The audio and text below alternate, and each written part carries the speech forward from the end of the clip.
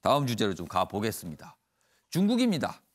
중국이 좀 이런 모습이 종종 있었는데 이번에는 좀 뭐라 그럴까요? 좀 엉뚱해 보이기도 하고요.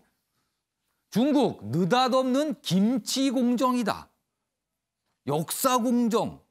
그러니까 뭐 웬만한 역사는 다 중국 역사다. 뭐 이런 식의 이게 역사 공정이죠. 근데 이번엔 김치 공정이랍니다. 중국의 황구시보 이거 굉장히 강경 관영 매체죠. 과격한 주장 많이 하고요. 근데 여기서요.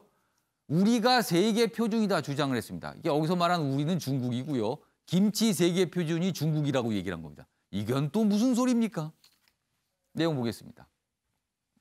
절임 야채, 중국의 절임 야채 파오차이 표준을 만든 뒤에 파오차이 일종의 김치도 포함되어 있다. 이게 뭡니까? 이게 어떻게 되는 거예요, 그러면은? 파오차이가 더 큰 거고 그 중에 하나가 김치일 뿐이다. 이렇게 되는 겁니까? 이렇게 주장을 합니다. 그러면서 김치의 뿌리는 중국에 있다. 이렇게 주장을 한 겁니다. 이게 ISO 국제화 표준기구, 국제표준화 기구는 김치에 적용 안 된다 이렇게 명시했는데 중국은 또 해석을 이게 다 뭐 김치도 중국 거 인정해 준 거다 이런 식으로 나오는 겁니다. 우리나라는요 2001년에 이미 국제 규격 인증을 했습니다. 사실 ISO는 이게 비정부 기구거든요. 우리는 정부 간 기구에서 인증을 받았거든요.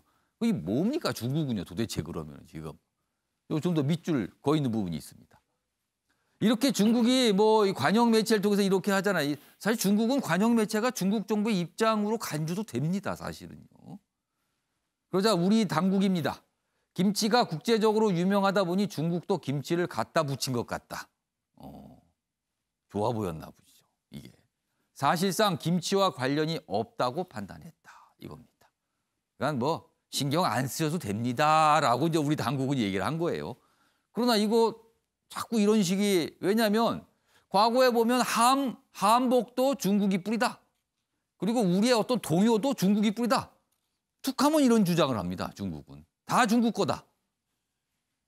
그런데요. 다음 기사 하나 더 보겠습니다. 중국의 적반하장 논문이다. 이번엔 또 중국의 논문이 나왔어요. 코로나 기원은 중국이 아닌 인도다. 이건 또 무슨 소리입니까? 도대체 또. 여기 보면 중국 과학원 상하이 생명과학연구원의 어떤 박사팀이 논문을 썼는데 기원이 인도랍니다. 그 논문에 따르면. 그러면은 좀 괜찮아 보이는 건 다 중국이 시작이고 안 좋아 보이는 건 다 다른 나라가 시작이다. 이렇게 또 보입니다. 지금 두 개의 기사를 연속해서 보니까요. 이 얘기 좀 해보겠습니다. 김주욱 교수님. 네.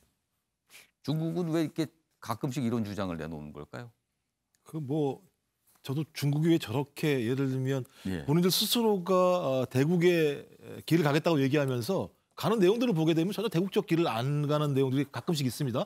동북공정 같은 경우가 그런 건데 지금은 이제 보니까 이제 뭐 파오차이 공정을 하려고 하는 것 같은데 네. 1차전 김치 같은 경우는 2001년도 여기 기사에 나와 있습니다만 예. 기무치 일본이 기무치를 주장했다가 김치라고 하는 것으로 국제적인 표준이 만들어진 거죠. 표준 명칭이 김치입니다. 예, 1차가 된 거죠. 예. 이번에 이제 두 번째 시도하는 것 같은데요.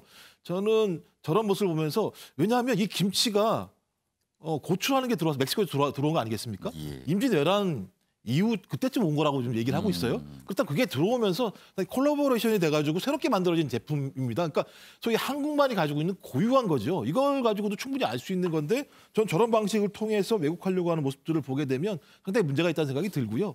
전 그래서 제가 볼 때는 대국이 되려면 적어도 대국으로서의 도덕성, 규범성이라고 하는 걸 가져야 되는데 가끔 중국은 자기의 민족주의를 표출하는 방식을 통해서 자국의 위험을 갖다 보여주려고 하는 방식들이 저런 식으로 표출되는 것 같아요. 저는 하지만 2001년도 기무치가 아닌 김치가 된 가장 중요한 이유 중에 하나가 뭐냐면 여기 나와 있습니다. 고춧가루, 젓갈, 마늘, 생강,파 5가지 이상의 양념을 버무려서 만든 제품은 우리 한국의 김치밖에 없다라고 하는 것이 저는 과학적으로 밝혀질 거라는 생각이 들기 때문에 조만간 제가 볼 때 저 문제 같은 경우는 중국이 그냥 한 번 정도 얘기했다가 끝날 부분이지 중국에서 저걸 우긴다? 제가 또 우기는 순간 2001년 같은 동일한 사태들, 일본이 당했던 동일한 사태들을 중국이 당할 수밖에 없다고 생각을 합니다. 정철 편집에. 사실 이번에 그 ISO 결정도 보면 꼼꼼히 따져보면 파오차이 뭐 이렇게 한정된 건데 이거를 중국의 관영 매체가 완전 해석을 통해서 뭐 한국이 뭐 체면을 구겼다. 그리고 한국에서 먹는 김치의 태반은 중국에서 만들어서 가는 거다. 막 이런 근거를 대면서 이렇게 주장을 좀 했어요.